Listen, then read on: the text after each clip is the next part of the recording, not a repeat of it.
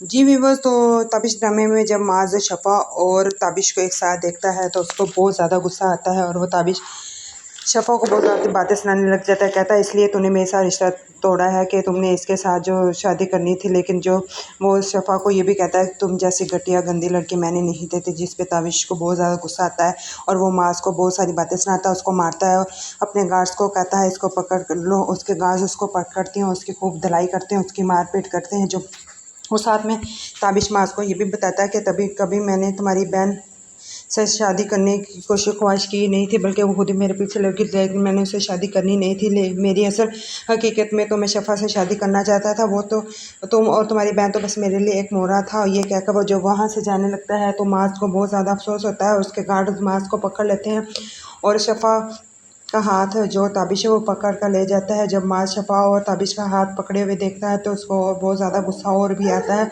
जिस पर माज को ताबिश के गार्ड पकड़ कर मारते हैं, खूब उसकी धुलाई करते हैं और करके वहाँ से माज और शफ़ा चले जाते हैं। जबकि वो अपनी शादी की शॉपिंग करने के लिए मॉल में आए थे, जहाँ पर माज उनको देख लेता है। माज की इतनी धुलाई करने पर माज जो है वो ज़मीन पर गिर जाता है और शफ़ा जब पीछे मुड़ कर पलट कर देखने की कोशिश करती है, लेकिन जो ताबिश होता है उसको ज़बरदस्ती घर में बैठाता है कि चलो यहाँ से चले। लेकिन शफ़ा को इस बात की बहुत ज़्यादा हैरत और हैरानगी है कि वो फिर ताबिश को ये भी कहती है कि तुम जैसा घटिया दोस्त मैंने कभी नहीं देखा, जो अपने ही दोस्त की पीठ पर छुरा घूमता है। और फिर माज और ताबिश की लड़ाई भी होती है, जिस पर वो दोनों एक दूसरे जो है फिर माज की बहुत ज़्यादा धुलाई करता है।